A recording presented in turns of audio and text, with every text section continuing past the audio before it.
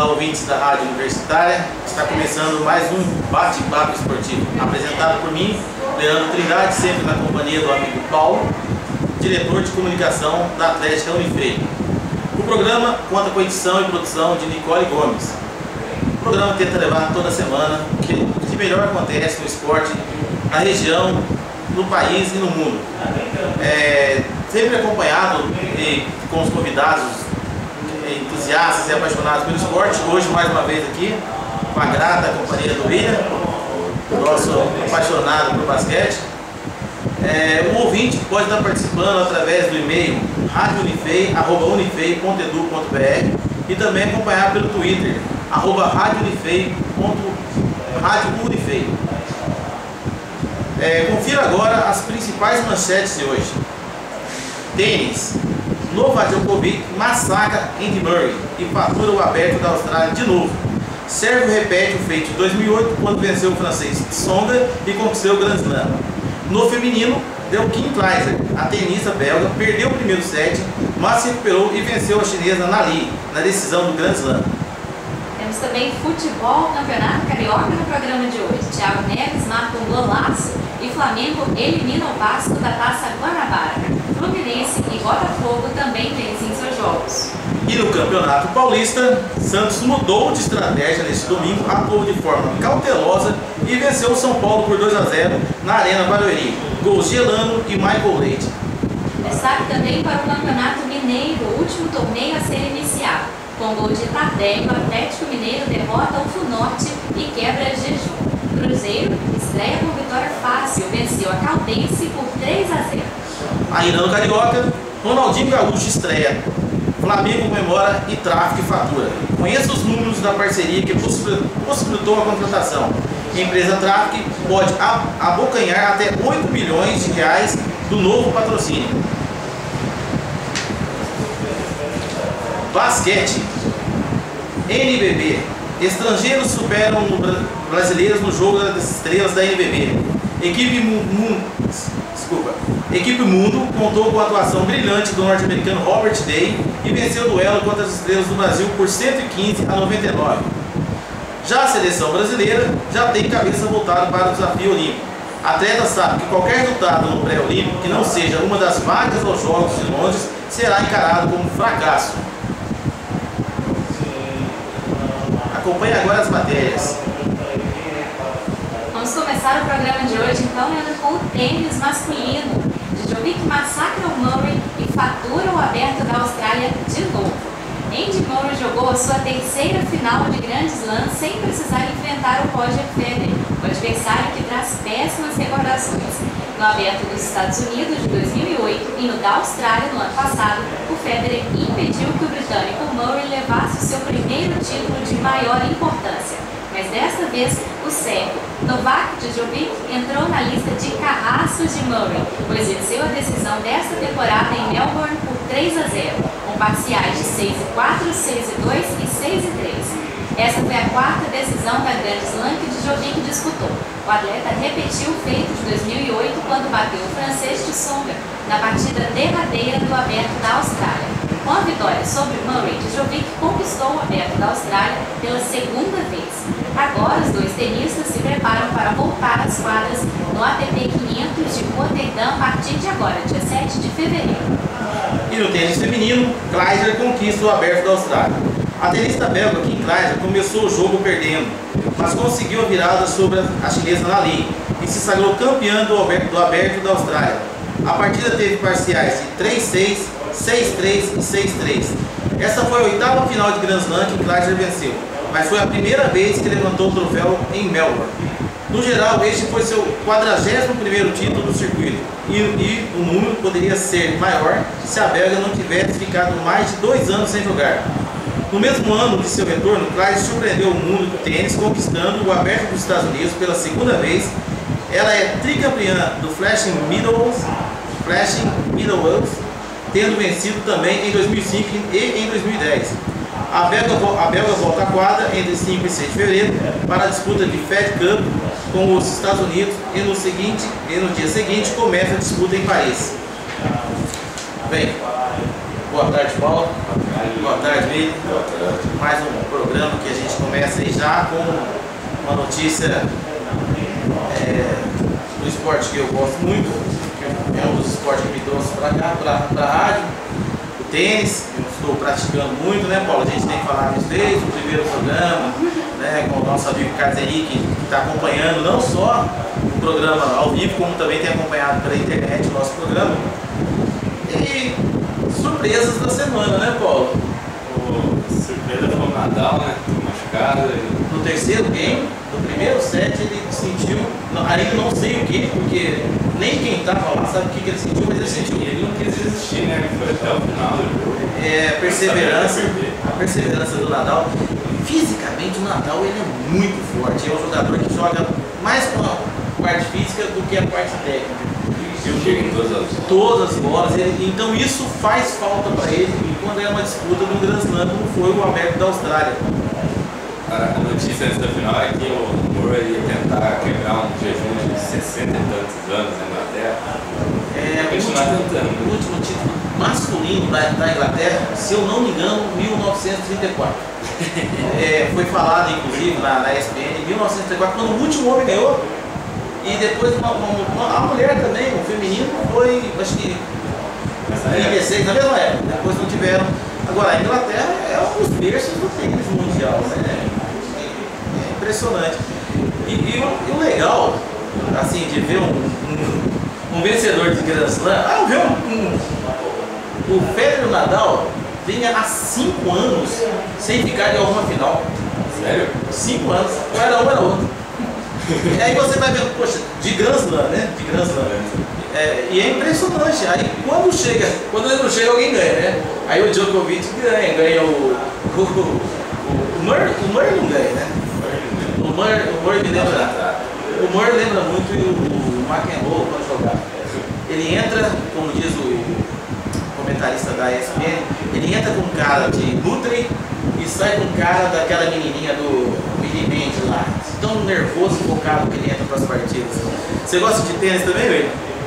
De vez em quando acompanho, eu acho interessante, admiro muito o Nadal, o Federer também, mas prefiro puxar a sete um pouco mais para os brasileiros, que infelizmente agora já não são mais, trouxe muitas alegrias, Meligeni, Guga. O Belucci, infelizmente, no Aberto da Austrália, ele caiu muito no começo, ele não chegou nem na segunda rodada, ele já perdeu. Quem ganhou dele perdeu logo em seguida, que é pior, né? Porque quando você vê o seu. Vamos pensar aqui o Nadal, que perdeu pro Djokovic. Não, pro Murray.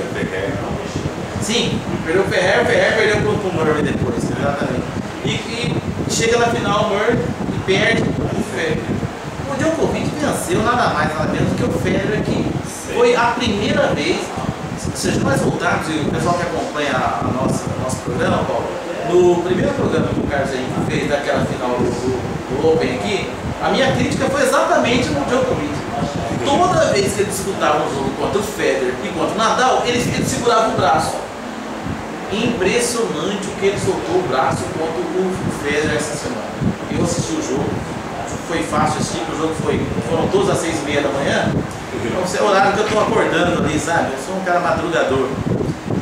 E eu levantei, comecei a assistir o jogo e eu só passei. O Djokovic passeou em cima do Federer. Impressionante. Que, aliás, é uma surpresa da final. É o número 2 do mundo. Tá com uma soma de pontos bem maior que o Djokovic, que vem logo atrás. Agora tá pau. Parece que com essa ele ficou, acho que é menos de 1000 pontos agora. Bem menos, 500 coisa de 30 pontos. 30 pontos? Tinha até um boato que parece que ele ia passar, né? Ele ia acabar passando mesmo. E o impressionante o Nadal não chegar, mas o Murray chegou com uma força na final. E eu falei, poxa, esse ano o Murray vai, e amarelou mais uma vez, amarelou. É impressionante. Eu sou apaixonado por tênis e os ouvintes que têm acompanhado o programa sabem disso. Alguns colegas que estão treinando tênis, né? E daqui eu digo o Carlos Henrique volta, já não falou, volta aí para fazer o programa com a gente. E vamos continuar trazendo as notícias do tênis aí. Feminino, Paulo, a Kleiser O histórico dela já diz tudo, né? Menina, acho que a nota triste é a nova aposentadoria da Renan. Então, Justin Renan, ela aposenta mais uma vez em menos de 3 anos. Que foi em 2008. Ela aposentou em 2008. Aquela outra aposentadoria dela, confesso que nunca entendi. Eu acho que ela era número 1 do ranking, prestes a disputar Roland Garros e o Wimbledon. Se queria aposentar, de esperar um mês, aposentar com mais 2 títulos, né? No mínimo, né? Ela estava no auge na época. Eu acho que podia ter alguma coisa relacionada a doping, que ela quis escapar, porque não faz sentido. Mesmo essa aposentadoria dela. Agora diz que é um problema sério no cotovelo, não tem como jogar. Bem, as notícias vão. A surpresa também na final do Aberto da Austrália foi a chinesa Nali, que é a primeira vez que uma chinesa chega à final. Pra ser sincero, eu torci muito para ela, mas infelizmente o tênis dela ainda tem que melhorar muito.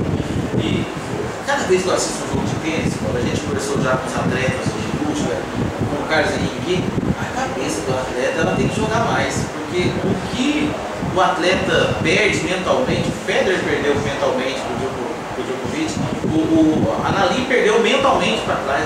Isso é coisa do esporte individual, né? No esporte coletivo você acaba dividindo. E ali você assume sozinho. Eu também assisti o jogo da Kleiser com a Nali começou bem, ganhou o primeiro set e tudo levava a crer que ela ia passear no segundo e não foi o que aconteceu, ela levou um passeio nos outros 2 sets. Foi um jogo muito gostoso, acompanhar o tênis da forma que a ESPN Brasil transmite é muito bom. Já mandei para eles lá um e-mail dizendo, olha, nossa rádio está divulgando vocês toda semana. O pessoal que participa lá, até os convidados, né? E eles gostam muito de assistir os programas pela ESPN Brasil. Parabéns para eles lá, né? Espero que um dia eles olhem aqui para a rádio universitária. Vamos olhar. E vamos falar do mais gostoso do programa, Paulo. Não muito bom essa semana para você, né? Olha, futebol, campeonatos regionais. Antes de eu entrar nas matérias, deixa eu só pegar um minutinho. Eu não olhei como é que ficou lá o nosso bolão do Campeonato Paulista, Paulo. O bolão eu expliquei. Eu tô bem aí, eu pego dois, eu acho que você está em segundo. Tem uma menina que disparou. A Amanda. Teve uma Só que ela também. Ela está em primeiro disparado no geral e não ganhou nenhuma rodada até agora. Eu conheço alguém que fez isso. Está em segundo e não ganhou nenhuma rodada. Mas essas 2 últimas rodadas foi cheio de zebras, não teve vários jogos que ninguém controlava. O Corinthians empatou mais uma vez, né? O Corinthians não é zebra mais, né? Tá normal, esperar que empate. Perdendo. Eu reparei que o bolão teve aumentou, né, o número de participantes, né, Paulo? O problema é que por rodada tem mantido estável, tem que estar variando. Tem gente que deixa de jogar uma rodada, alguém entra.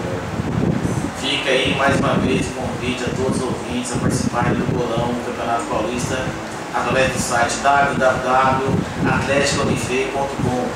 Pessoal, os brindes são bons. Continua divertido. Eu não ganhei nenhum ainda, estou triste pra caramba. Bem, futebol. Conheça os números da parceria que possibilitou a contratação de Ronaldinho Gaúcho pelo Flamengo. O Flamengo está longe de ser um clube que tem as finanças em dia, estrutura ideal e até credibilidade para não depender dos terceiros. Mesmo assim, venceu a disputa por Ronaldinho Gaúcho, graças à parceria com a Trato. Grêmio e Palmeiras também estavam interessados no atleta. Ronaldinho estreia em campo pelo Flamengo nesta quarta-feira contra a Nova Iguaçu, no Engenhão, pelo Campeonato Carioca. A Trato já começa a recuperar o que gastou. A empresa passa a negociar todos os patrocínios de uniforme do Flamengo com uma taxa de 20% do valor total dos contratos. Entre os novos patrocinadores do time está a operadora de crédito Visa e a fabricante de máquinas de cobrança Cielo. Juntas geram um lucro de 900 mil por apenas uma partida. A Trato fica com 180 mil, 20% do total. O patrocínio principal do time ainda não foi decidido. Ronaldinho Gaúcho tem vindo com o clube até dezembro de 2014 e sua multa rescisória chega a 400 milhões de reais. Essa da tráfico que está com 20% eu não estava sabendo. Eu vi esse negócio dos 900 mil, até quero fazer uma comparação aqui. O salário do Ronaldinho Gaúcho é 1.800.000. 1.800.000. Por um jogo conseguiram 900 mil, né? 900 mil. O São Paulo paga 100 mil por Rivaldo e por um jogo conseguiu 500. Quer dizer, enquanto a estreia rendeu 5 meses de salário. Proporcionalmente falando, né? Quem que é o rei do marketing agora? Olha, notícia velha, né? Nós vamos falar de novo do Ronaldinho Gaúcho. E aí, o programa é um programa que temos aqui um São Paulino, de novo, 2 hoje, né? O William também. Os amigos sabem que eu sou flamenguista aqui no programa. Sou apenas mais um apresentador. Mas o Flamengo ele costuma fazer umas negociações, né? E achar que está levando lucro, né? É meio estranho, né? E outra, o que conseguia mais de patrocínio principal do que tinha conseguido no ano passado, o Ronaldinho ganha uma comissão também. Ganha ainda. O contrato é uma coisa obscura que eu acredito que nem os mais entendidos do esporte, você põe lá na Globo, põe na Bandeirantes, põe na rádio, a Rádio Globo, põe na Rádio Tupi, ninguém consegue explicar o contrato não, Paulo. Não é eu que vou querer explicar o contrato, mas a notícia está aqui, né? 900 mil para um jogador que vai ganhar 1.800.000. Dos 900 mil, ainda tem que... Os 180 mil já não é do clube. Já não é do clube. A mina de ouro. Na verdade, a mina de ouro. Todo mundo queria o Ronaldo. Agora, a tráfico não patrocinou, não joga dinheiro fora. O cara não rasga dinheiro. Eles acham que vão recuperar, né? Eu acho que vai gerar um dinheiro. Foi o que aconteceu com o Corinthians com o Ronaldo, mais que dobrou o valor do patrocínio da camisa. Só que é uma pena que quando a mídia vai fazer comparação, a camisa do Corinthians é a 4ª mais valiosa do mundo. Só que eles esquecem que quase metade vai pro bolso do Ronaldo, né? Vai pro bolso do Ronaldo, e aqui no caso do Flamengo vai para tráfico. E pro Ronaldinho. Quer dizer, o Ronaldinho leva 30%, a tráfico leva 20%, o imposto come mais 20%, e não sei quem mais uns 10%, o presidente leva mais uns 10%, e vai sobrar ali uns 5% para investir no clube. É impressionante. A torcida paga para o Ronaldinho jogar. Paga muito. O brasileiro gosta de pagar as coisas para os outros, cara, é impressionante. Imposto, paga para assistir jogo que não vale a pena. Aliás, falar em jogo que não vale a pena, a gente vai chegar no campeonato. Antes do jogo do São Paulo e Santos ontem, teve uma apresentação do time feminino de despedida da marca. Eu acho que, pelo menos a notícia, todo mundo viu. Ela fez o gol mais espetacular que eu já vi. Eu acho que nem o Pelé fez um gol tão lindo. Tinha 30 pessoas assistindo. 1h da tarde. 30 pessoas. Então, ao vivo, só 30 pessoas teve o prazer de ver a marca fazer um golaço daqui. Inclusive o jogo de São Paulo e Santos, a torcida é ridícula. Ridícula. Né? 9 mil panelas. É isso que eu não entendo. Acho que ninguém se importa mais com os estaduais. Não tá virando mais não. E é impressionante, né? Bem, continuar aqui com notícias boas, né? Para algumas pessoas. Flamengo vence Vasco por 2-1 e garante a liderança isolada no grupo A com 100% de aproveitamento. O líder é o Flamengo é o líder do grupo A da Taça Guanabara, com 12 pontos e 100% de aproveitamento. Nesse domingo garantiu a liderança isolada vencendo o Vasco por 2-1 no Engenhão. Com a vitória, o time eliminou o Vasco da competição com 3 rodadas a disputar na fase de classificação. O Vasco entrou em campo desmontado, sem o técnico PC Desmont, que foi demitido, sem Carlos Alberto Phillips, que estão afastados, e já com a negativa do português Carlos Queiroz. O Flamengo mostrou segurança e conduziu o jogo com tranquilidade para não dar ao rival a chance de se recuperar na competição.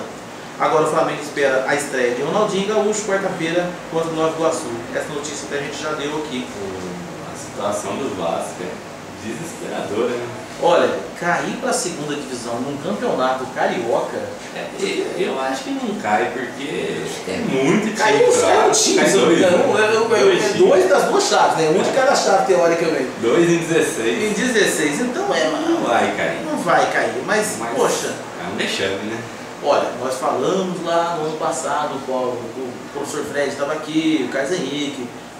O que acontece no futebol brasileiro e nos clubes brasileiros, principalmente os maiores, é a falta de planejamento. Ou então planejamento desordenado, que é o caso do Flamengo, né? É um planejamento desordenado. Vamos contratar um, mas o torcedor, ele não está preocupado se você vai contratar o Ronaldinho Gaúcho, pagar e vai perder dinheiro, vai ganhar dinheiro. O torcedor quer o quê? Resultado. É resultado que o torcedor quer.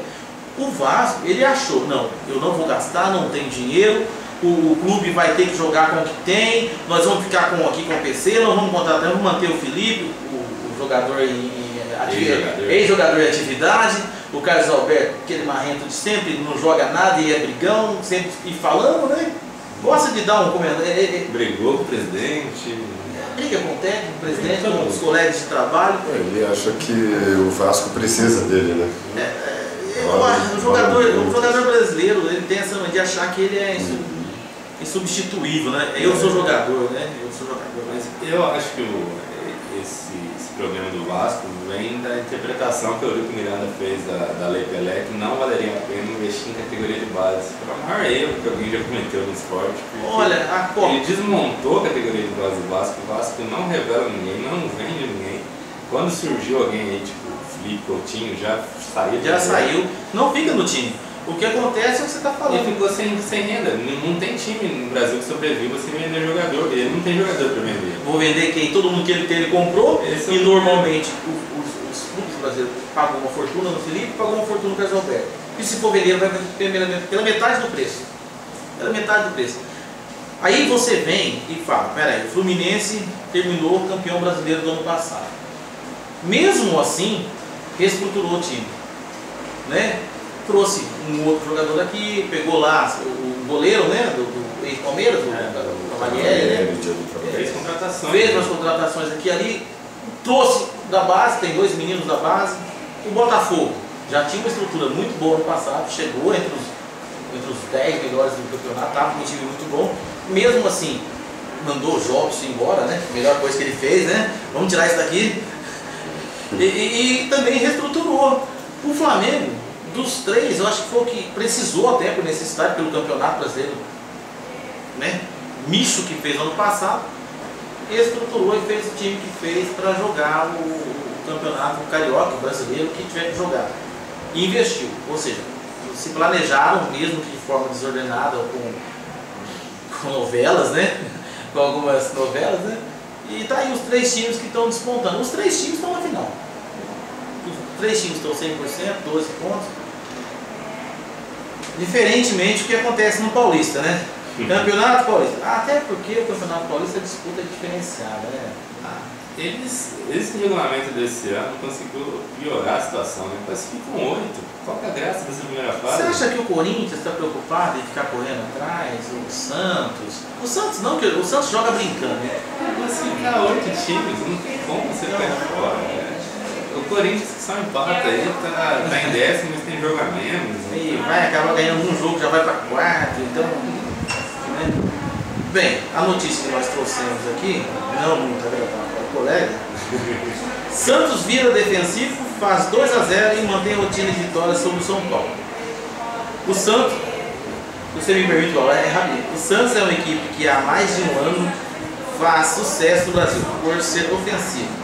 Neste domingo passado, ontem, o time mudou de estratégia, atuou de forma cautelosa e venceu o São Paulo por 2-0 na Arena Barueri, com gols de Elano e Michael Leite.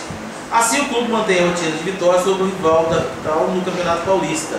Em 2009 ganhou um jogo, em 2010 foram 3 vitórias e agora completou a 5ª pelo estadual. O Santos soma 13 pontos e segue na liderança do Paulista, à frente do Palmeiras no saldo de gols. Já o São Paulo perdeu a 2ª e continua em 9º. Continua com 9 pontos. Obrigado, Paulo. Continua com 9 pontos, na 9ª. Aí também já estou querendo com vocês perto do Corinthians ali. Tá ruim, mas nem tanto. Ainda dá para respirar um pouquinho. O São Paulo não está ruim, ele está fazendo o que a tabela permite, na minha opinião. No jogo de ontem, eu acho assim, foi um jogo diferente. Esse fato do Santos jogar de forma defensiva foi isso mesmo que estava até estranho. Peraí, esse time não joga assim na defesa, eles estavam muito bem na defesa. O São Paulo atacava o tempo todo e eles estavam bloqueando tudo. O resultado foi, no momento estava 1-0, o São Paulo mandou uma bola na trave, o Perdeu um gol feito, no lance seguinte tomou um segundo gol. E agora, impressionante como alguns jogadores voltam pro futebol brasileiro e voltam bem, né? O Elano jogou muita bola.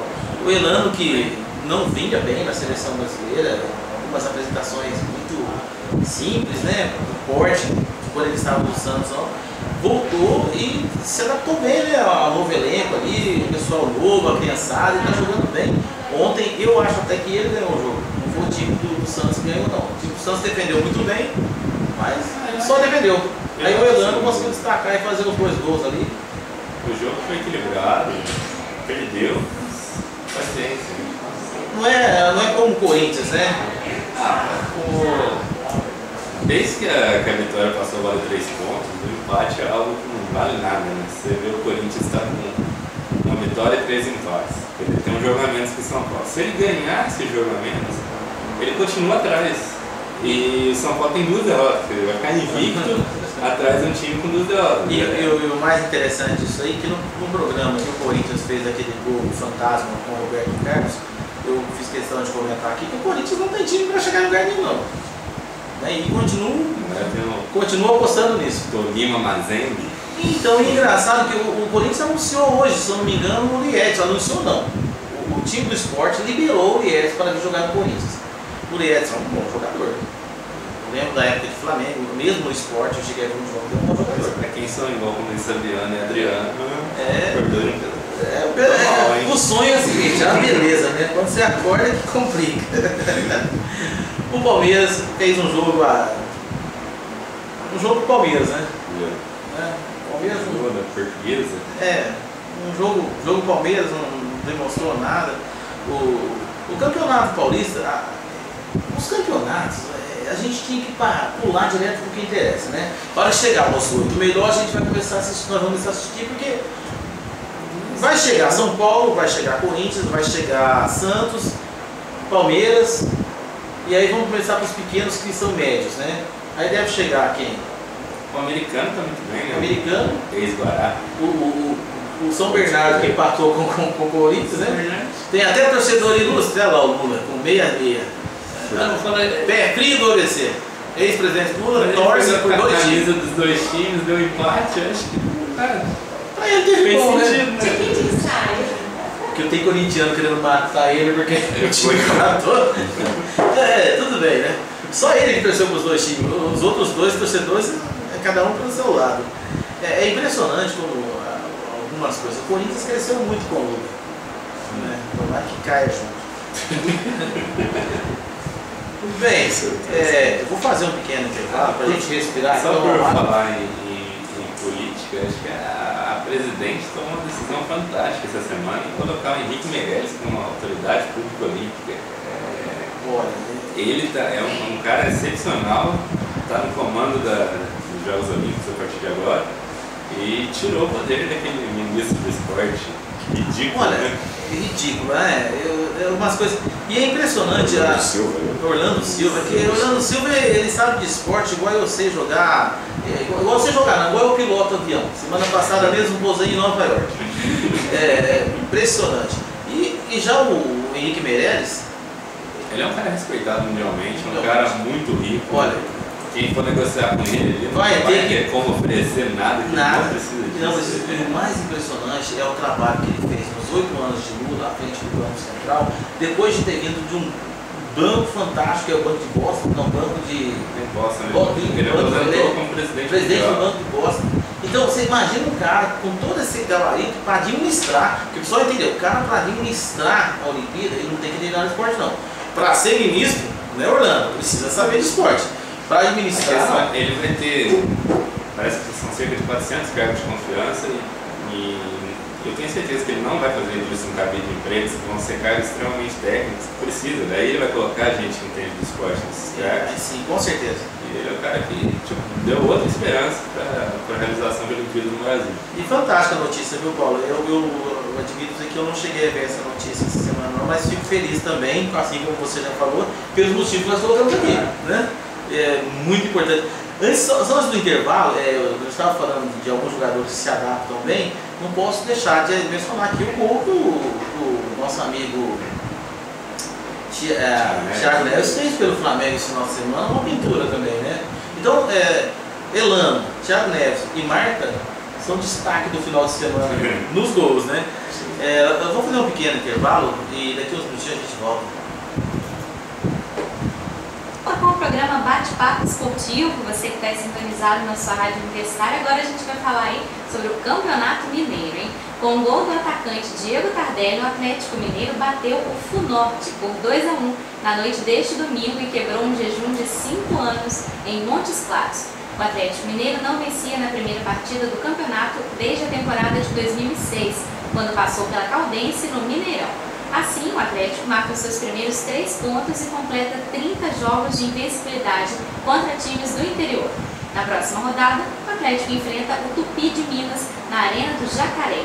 Já o Funorte busca a reabilitação diante do Ipatinga como visitante. Com apenas 4 anos de existência, o Funorte protagonizou uma ascensão meteórica até a elite do futebol mineiro e se tornou o primeiro representante de Montes Claros na elite dos últimos 13 anos. Atual campeão mineiro, o Atlético busca o bi-estadual, que não acontece há 11 anos.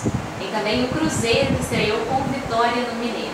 Classificado para a Copa Libertadores, o Cruzeiro promete não priorizar o torneio continental. Na tarde deste domingo, o time comandado pelo técnico Cuca estreou com vitória no Campeonato Mineiro e venceu a Caldense por 3-0 na Arena do Jacaré, em Sete Lagoas. Desta forma, o Cruzeiro marca seus primeiros 3 pontos no torneio estadual. Na próxima rodada, o time celeste enfrenta o Vila Nova no Castor Cifuentes. Em busca da reabilitação no Campeonato Mineiro, a Caldense duela com o América como mandante. Estamos de volta, Paulo. Falar do Atlético Mineiro e falar do Campeonato Mineiro é prazeroso. Nós estamos em Minas, temos torcida organizada. Parabéns, torcida de Itajugalo. Itajugalo, né? Tem antiga, é o Canário. Boa tarde, Canário. Um abraço.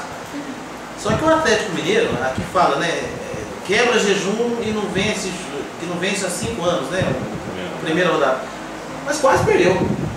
Começou perdendo. Inclusive o jogo do Funorte, que tem 4 anos só de existência. É realmente uma ascensão meteórica. Um time com 4 anos já está disputando a primeira fase do Mineiro. Acho que é um mínimo, né? Dá para fazer menos que isso? Eu acho que não dá não. São 3, 4 séries, né? Eles começam. Vamos dizer que seja 3 séries.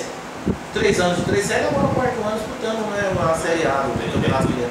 Ele bateu o recorde mesmo, eu acho. Bateu uma menção boa, seu Paulo, boa visão. Acho que não dá para fazer menos, 4 anos. No Mineiro, no Paulista, eu acho que são 6 divisões. Não, no Paulista é pior. Eu acho que no Carioca eu acho que é o mais fácil, só tem 3 divisões mesmo. Acho que não tem Série B no Carioca. Eu acho que Minas são 4. Acho que é a primeira, a segunda são 2 níveis e a outra que chama de terceira, que na verdade é a quarta. É a quarta. Então eu acho que são os 4 anos é o recorde, não tinha como ser diferente. E o Atlético Mineiro fez algumas contratações, você até comentou aqui que o destaque da partida foi uma das contratações, o Richards, que não vinha bem no São Paulo, antes que a gente, vamos lembrar, né? Não vinha bem. Ele alterna, né? Ele é um jogador muito irregular, ele faz bons jogos, mas... Assim como o Diego Tardelli, que fez que diz aqui, né? Fez o gol da vitória do Atlético Mineiro. O Diego Tardelli também, uma oscilação muito grande, né? Não lembro do Diego Tardelli do Flamengo também jogando assim, com oscilações, jogava um jogo bem, outro mal. Passou pelo São Paulo. Foi pela São Paulo. Lá ele também era assim, mesmo no auge dele, era um jogo bem, outro jogo, né? Não se apresentava. Um momento na seleção, mas foi provisório também. O Tardelli, até uma pena, um jogador que não apareceu muito, né? Não virou, né? O Atlético Mineiro foi um dos times que mais contratou em 2011. Se eu não me engano, são 10 jogadores, 10 contratações. Eu até vou fazer esse levantamento e trago para o próximo programa, que agora, aliás, o último campeonato a ser disputado, o Mineiro começou ontem. O Paulista já tem 2 semanas. O Paulista foi a 5ª rodada. A 5ª rodada. Quem dá certo nisso é o Mineiro, né? Você tem que dar mais tempo para os times fazerem a pré-temporada. O comentário geral na mídia, nos noticiários esportivos é esse, exatamente. O jogador nem acabou de ceiar, já cai no campo, né? Cai mesmo, né? Porque alguns não conseguem nem recuperar direito. Já o Cruzeiro fez algumas contratações muito boas, manteve o time no ano passado, lembrando que o Cruzeiro, assim como outros times, e aí eu vou entrar nesse assunto agora, Paulo. Copa Libertadores. Você falou como é que é o Timóteo, não? O time do. Como é que é o time que o Corinthians vai enfrentar? É o Tolima Mazembe. Tolima Mazembe. 0x0 em pleno. Anularam o gol do Tolima ainda. Mas foi 0x0. Para quem está precisando ganhar para poder disputar, né? Porque não está na Libertadores ainda. Temos que lembrar que o Corinthians é pré-Libertadores. Se ficar de fora é um prejuízo histórico, né? Porque daí você está fora da Libertadores, da Sul-Americana e da Copa do Brasil. E você perde os 3 campeonatos, não, né? Exato. Por causa de 2 jogos. Por causa de 2 jogos. E olha, e é um time que, como é que é? O Roberto Carlos falou, nós estamos priorizando só a Libertadores. Então, aí. Não vai sobrar mais nada, né? Não é, vamos ter que pegar o Ronaldo. Esperar o Brasileirão. O Ronaldo ia aposentar ano que vem, final do ano. Vai ser ele jogar Libertadores. Se ele não jogar, ele vai aposentar no mês que vem. Jogador aposentado em atividade. O Roberto Carlos. Ele já não aposentou faz uns 4 anos já. É outro também. E é impressionante, assim. O futebol ele é complicado. Isso é um outro critério. A Libertadores, a Copa Sul-Americana, a Copa do Brasil, Brasileirão, estaduais, dificulta realmente os clubes priorizar uma coisa ou outra. O Cruzeiro mesmo, que já está falando em priorizar a Libertadores. O Cruzeiro que chamou atenção ontem foi, parece uma polêmica, o Roger reclamar que estava no plano, o Roger titular o Gilberto. brigando com o Cuca, o Gilberto também parece que tinha sido demitido, foi recontratado, foi afastado, voltou. Na época que afastaram o Caçapa, afastou o Caçapa, o próprio Gilberto, e ficou na iminência de afastar o Roger. E eu acho que isso já vem queimando. E aí o Cuca, que é o técnico, escalou o Gilberto e não escalou o Roger e colocou o Roger no banco.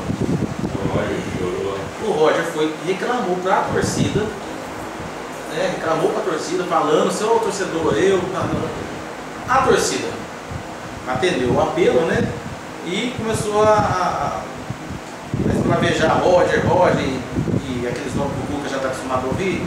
Eu acho que até tem um pouco a ver. E depois quem foi sair em defesa de si mesmo e contra do Cuca foi o próprio Gilberto. O Gilberto que foi se defender, lógico, né? Eu não preciso ficar pedindo para a torcida. Eu jogo bola e você está lá pelo que eu jogo. E eu concordo com o Inter também. Agora, se o Roger acha que o Cuca não está escalando por outro motivo que não o futebol, pede para sair. Vou apresentar pelo Capitão Nascimento. Agora, o Internacional vai priorizar a Libertadores. O Cruzeiro vai priorizar a Libertadores. O Grêmio já está priorizando a Libertadores. O Fluminense vai disputar e eu acredito que vai acabar, não nesse momento, porque não começou bem no Carioca, mas vai chegar um ponto que ele vai ter que priorizar a Libertadores. O Santos vai priorizar a Libertadores. O Corinthians vai priorizar a Libertadores. Então eu peguei 5 times, 2 disputando o Paulista e 2 disputando o campeonato. Não, um disputando o Carioca e outro e 2 paulistas, né? Na teoria, o Santos e o Corinthians não ganham o Paulista. Assim como eu já conversei com o nosso ilustre professor Fred, e nós dois chegamos à seguinte conclusão. Segunda fase do Carioca, que é a Taça Rio, o Fluminense vai focar a Libertadores. Se ele não ganhar a Guanabara, ele não vai nem disputar a final, eu acho. Abandona o Carioca. O Santos não vai ter como priorizar o Paulista quando a funil. E aliás, esse é um dos comentários da nova forma de regulamento do Paulista. A hora que o Paulista entrar, vamos ver, a Libertadores vai estar no mata-mata também. E aí, a questão é exatamente isso, a colocação de algumas pessoas no mundo esportivo é essa. É um jogo só, né? É um jogo só. O Santos classifica em primeiro, tudo leva a crer, né? E o Corinthians classifica. Então, Corinthians não. Vamos pensar que o Palmeiras classifica em 8º. Por que eu peguei o Palmeiras? Porque, teoricamente, é um time grande, de expressão e tudo mais. O Santos, priorizando a Libertadores, não joga com todos os seus titulares, vai jogar um jogo só contra o Palmeiras e perde. O primeiro perde para o 8º, pronto, acabou. Então, eu acho que a questão priorizar para o brasileiro vai dar muito o que falar ainda. Vai dar muito o que falar. Mas eu acho que todo ano vai ser assim também, viu? Todo ano vai ser aquele mesmo projeto. Na verdade, já vem sendo. Vou pegar aqui uma triste notícia do ano passado, que o Flamengo priorizou a Libertadores. Ganhou do Corinthians, achou que estava tudo certinho, perdeu logo na sequência. E o Flamengo gosta de elevar os times para um pequeno exterior, né? No ano passado perdeu para o Montijo aí do Cruzeiro, que jogava no LDU, não é LDU não, não é LDU, é um time lá, Universidade do Chile. E perdeu a Universidade. E o Montijo veio para o Cruzeiro por conta disso, que ele deu um show realmente aqui, jogou muita bola. No ano retrasado também já aconteceu isso com alguns times que estão priorizando. Os times estão priorizando e estão perdendo. O Corinthians no ano passado priorizou a Libertadores, né? Foi eliminado também pelo Flamengo até. Eu acho que o Cruzeiro, eu acho que os times têm que começar a pensar em dois times, né? Eu vou disputar um campeonato com um time A e outro A mais. É o que o Inter está fazendo, né? O Inter tem dois times, né? Ele está conseguindo fazer isso, né? O Inter jogou ontem com o Grêmio no Paraguai. Uruguai. O Paraguai fica um pouco longe do sul até. Ibera, né? Ibera. Um jogo sem técnicos, sem time titular e fora do Brasil. Não vou lá não. Não, eu não vou jogar esse jogo não. Não compensa, porque o Renato Gaúcho ele tem que voltar pro Rio, né? Um jogador, precisa de tempo. A sombra tá boa para um lado, ele vai, né? Acho que não muda muito não. Agora, o Grêmio pega um time que ele já ganhou, vai ser tranquilo o Grêmio classificar, né, Paulo? Empatou fora. Aí ele empatou fora, aqui vai ganhar fácil, eu acredito. Bem, vamos mudar aqui para um assunto que o nosso amigo William gosta muito. Basquete. Seleção brasileira já tem cabeça voltada para o desafio olímpico. O retorno às Olimpíadas é o grande desafio da Seleção Brasileira de Basquete para 2011. A última participação na competição mais importante de basquete mundial aconteceu em 1996 nos Estados Unidos. Para encerrar esse jejum, o Brasil precisa assegurar uma das duas vagas do Pré-Olímpico das Américas, que será disputado na Argentina entre os dias 30 de agosto e 11 de setembro do ano de 2011. O Brasil está no grupo A da competição. Terá a companhia do Canadá, Cuba, República Dominicana e Venezuela. Mas os jogadores sabem que o sorteio dos adversários para a primeira fase pouco importa, pois a seleção vai acabar jogando contra praticamente todos os times do torneio no final das contas. Marcelinho Machado é um dos atletas mais experientes da seleção. O ala amador do Brasil, do Flamengo, está acostumado a disputar competições internacionais. Ele sabe que o Brasil não deve encontrar um caminho fácil para cumprir o seu objetivo de voltar às Olimpíadas. E mais uma notícia aqui. Estrangeiros superam brasileiros nos Jogos das Estrelas da NBB. Novo Basquete Brasil. Eu gosto de falar assim, NBB, Novo Basquete Brasil. A equipe do mundo contou com a atuação brilhante do norte-americano Robert Day e venceu o duelo contra as estrelas do Brasil por 115-99.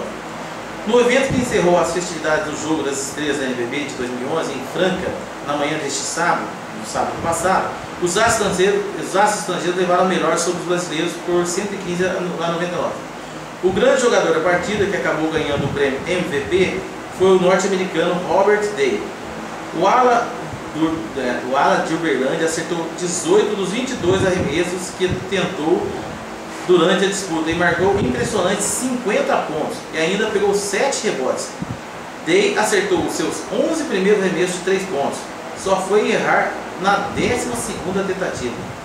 Os brasileiros começaram bem, melhor a partida, acertando a maior parte das suas investidas ofensivas.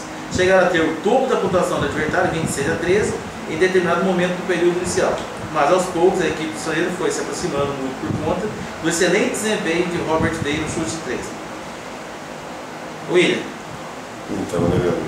Primeiro destacar o Brasil aí, essa preparação aí que o pessoal está fazendo para, né? E vamos mais uma vez aí torcer, né? Torcer para que, eu acredito nos jogadores que a gente tem, inclusive aqueles que atuam no basquete norte-americano, e Vamos ver, né? É muito tempo, né, Paulo? Viu, né, William? Sim. Desde 1996 não chegar ao Olimpíada. Não chegar, não é nem. Quando o Oscar era o melhor jogador do time.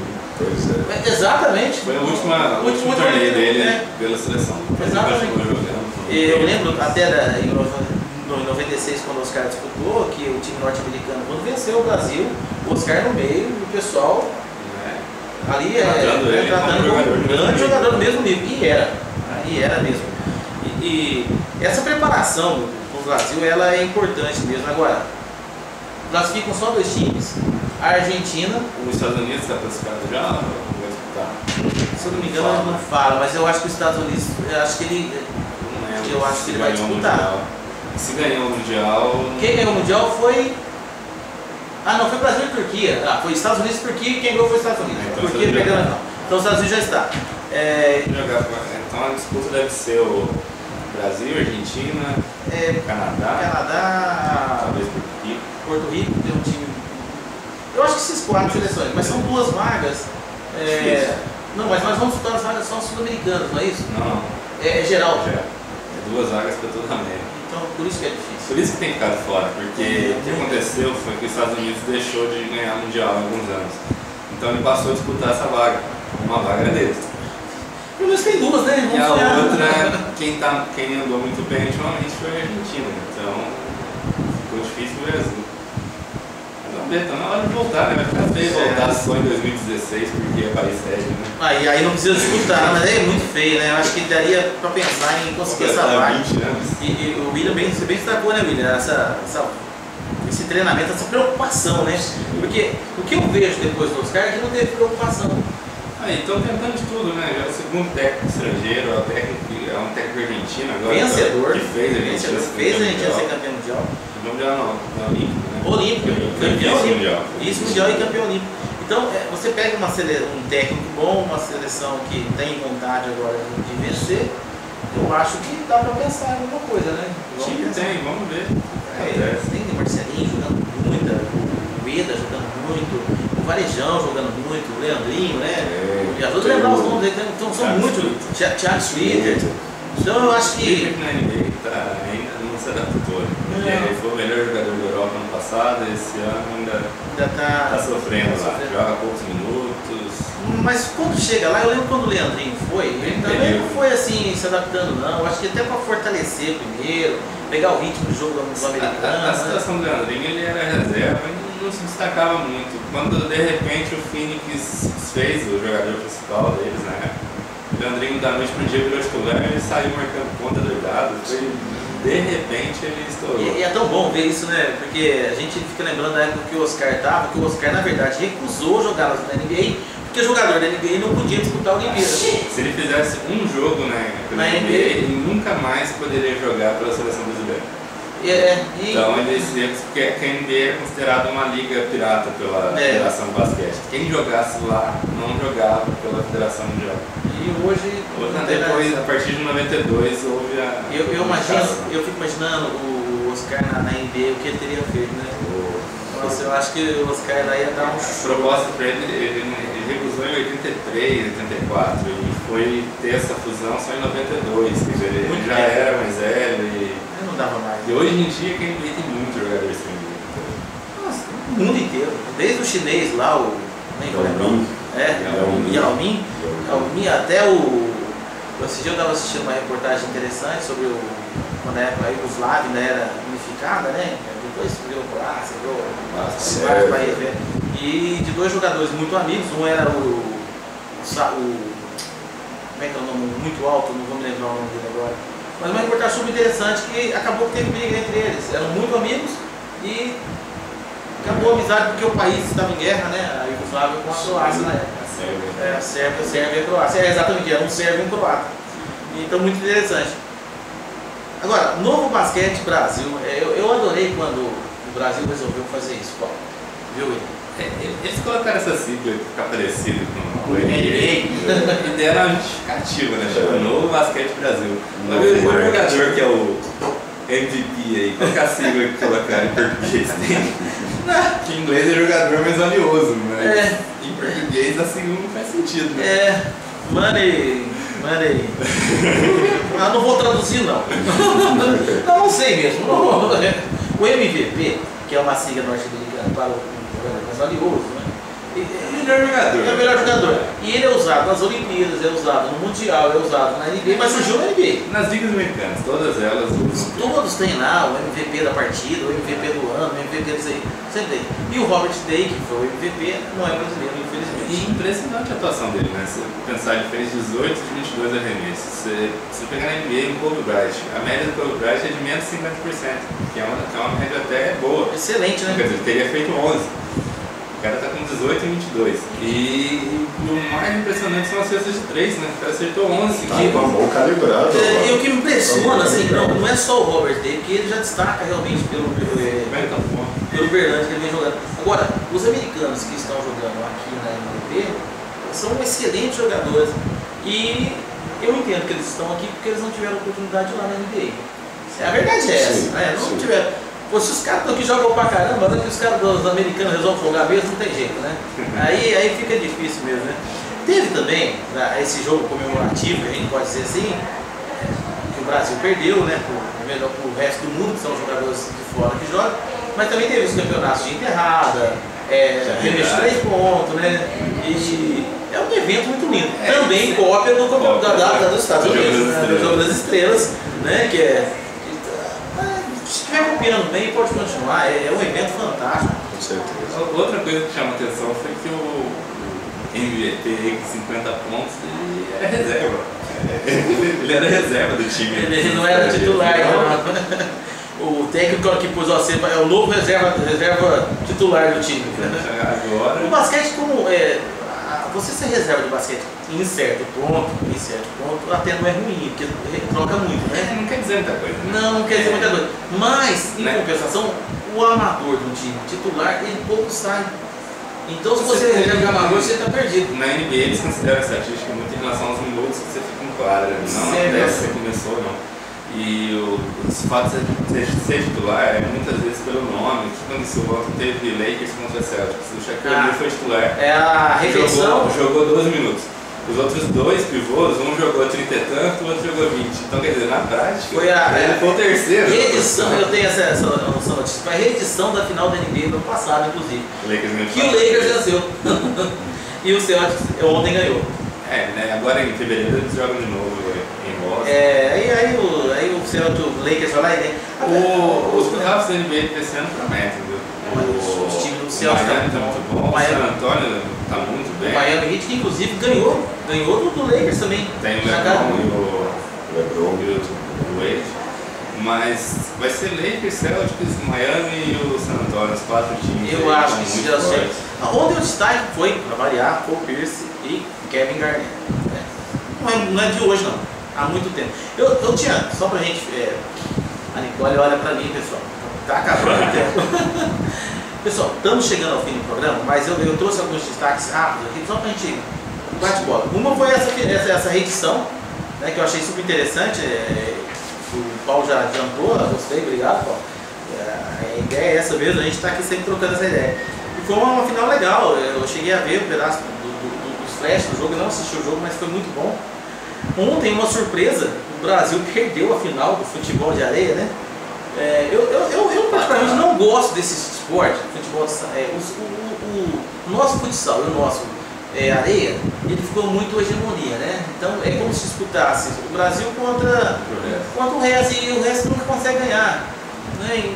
Perde a graça. Inclusive os próprios jogadores, eles não devem ter muita motivação. Eu acho legal ele perder, não que eu não seja brasileiro, pelo amor de Deus, é porque começa a dar mais ânimo para você trabalhar mais. Né? Sinal tem outros times que estão trabalhando, tá certo, perdeu nos pênaltis, tá? mas perdeu. Né? Então importante é o seguinte, não ganhou esse último, chama aqui Copa Latina, né? O México levou a melhor sobre a Argentina e o Brasil perdeu para o Uruguai. Também. Então eu acho que foi legal, assim, é só essa colocação. Bem, eu acho que aqui uma notícia interessante, nossos amigos do Corredor de Ruas. Corrida de rua tem maior crescimento dos últimos 4 anos. E essa notícia aqui, Paulo, a gente pode comentar mais ela no próximo programa. É tudo em São Paulo, você tem dela duplicou a quantidade primeiro de competições, né? Saiu aqui, o número é simples, ó. Eram 301 provas, foi no ano anterior, 2009, e em 2009 foi 374 provas. Esse esporte tem crescido muito. Cresceu muito, e Itajubá, até pelos nossos amigos corredores de rua, né? Ontem o pessoal teve um Poços de Caldas. E a gente precisa trazer isso aqui para comentar como é que foi, e vou guardar essa notícia para a semana que vem. Né? O programa já acabou, né, mas mais um minutinho para mim, só. Handball, nós comentamos semana passada, a França acabou se sagrando campeã, venceu a Dinamarca na final. O Brasil, infelizmente, perdeu, não chegou nem a classificar para o oitavo de final, não foi bem mesmo, né? E era só mais um destaque que eu queria dar aqui para a França, que venceu o Mundial de Handball, e a Fabiana Moore, que venceu o torneio dos Estados Unidos e continua liderando o ranking mundial. Nossa.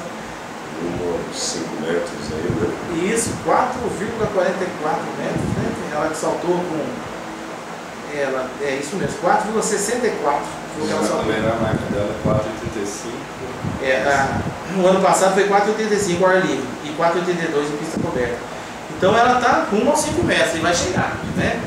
Bem, terminar o programa assim é gostoso, terminar com notícia para falar, né?